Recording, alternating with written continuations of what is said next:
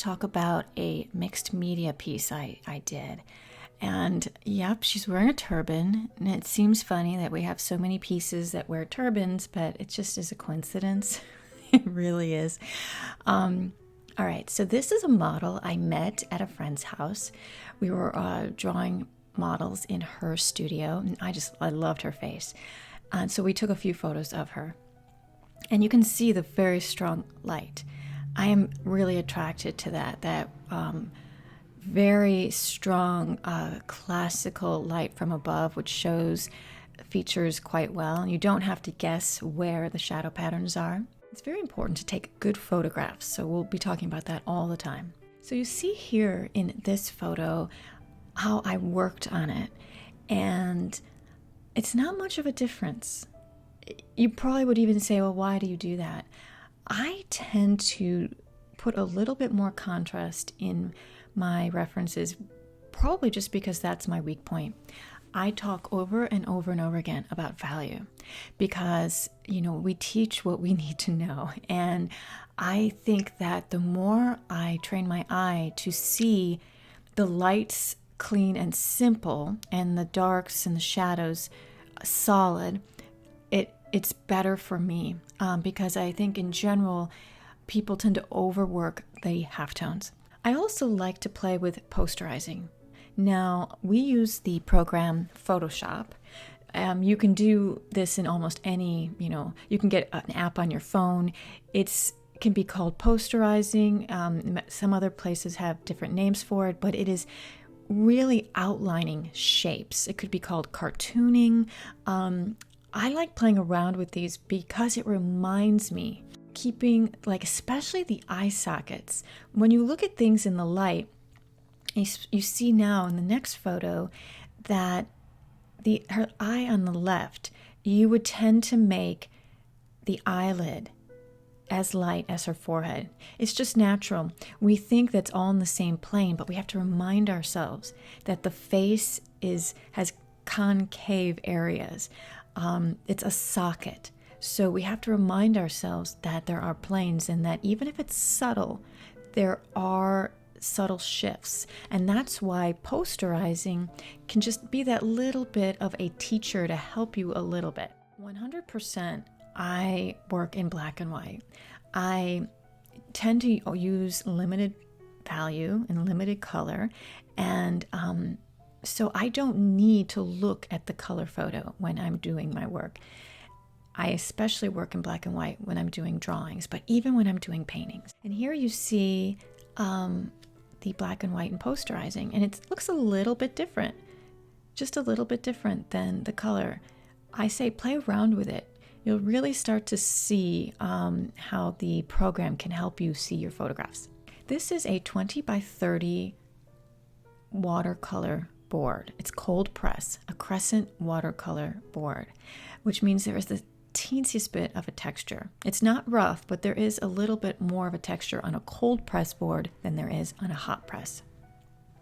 I was inspired, but I was looking through Pinterest one day, and I was inspired looking at mixed media and experimental pieces, how there was this one artist, I can't remember the name, but they were using it very, very vivid colors, almost like a color blocking when they were using their drawings, and it just spurred something in me.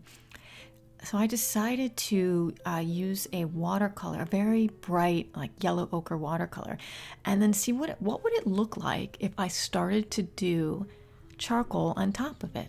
I start off with my eye shapes, the whole shape, just blocking it in, not really pressing down hard. I'm using a soft vine charcoal so I can erase, and just getting the distance of the tear ducts, getting the angle of the head, the angle of the eyebrows, and then going down like a plumb line. Where does the nose drop below the eyes? You can see already how I've slightly tilted her a little bit more than the photo. This is something that's interesting about tilts and perspective. I tend to do that. When I'm drawing it, I don't think I'm doing it, but I've always noticed afterwards that I always give them the teensiest bit more of a tilt than the actual, model or reference. I always give the advice to try and get, the triangle of the eyes and nose, and then do your small jumps going down to the lips. Getting the interior features and then doing your measurements to go out. So I'm not doing the top of the head or the ears. I'm really just seeing shapes that are closest to each other. And I think of myself as a little hiker. I go from the tear duct over the light shape, up the side of the nose, across the top bridge of the nose, down the other side.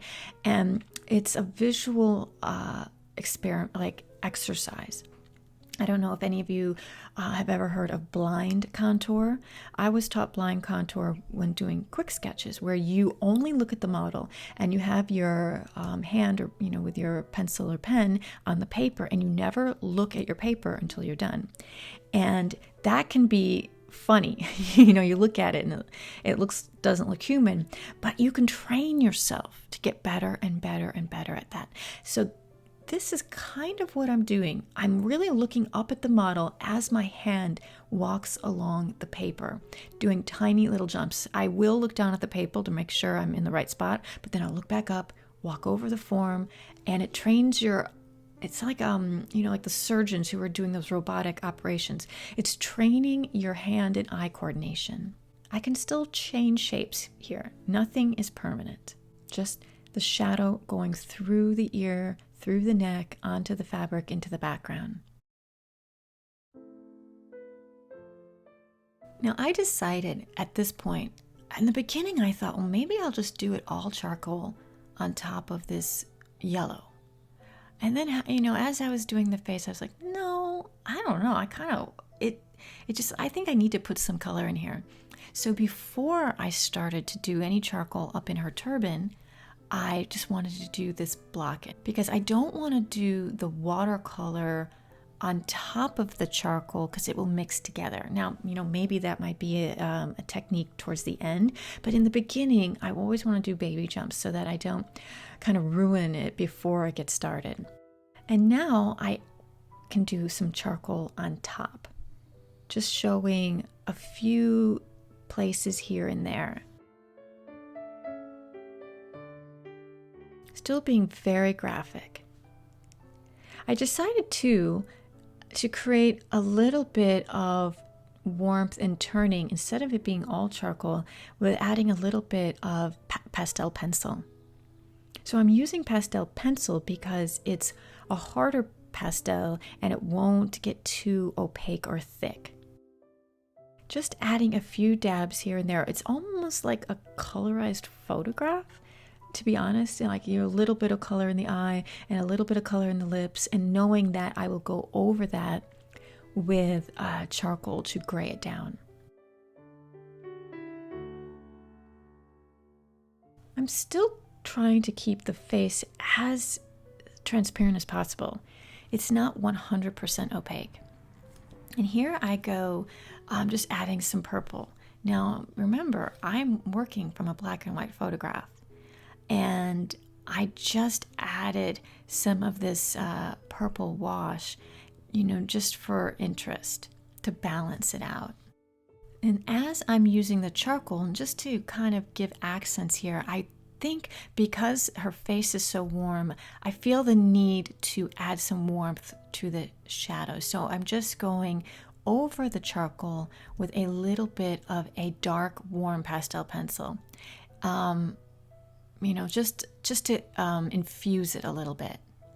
It's interesting looking at this photograph how, the board looks so much whiter than earlier, and that is all just because of, photographs and stuff.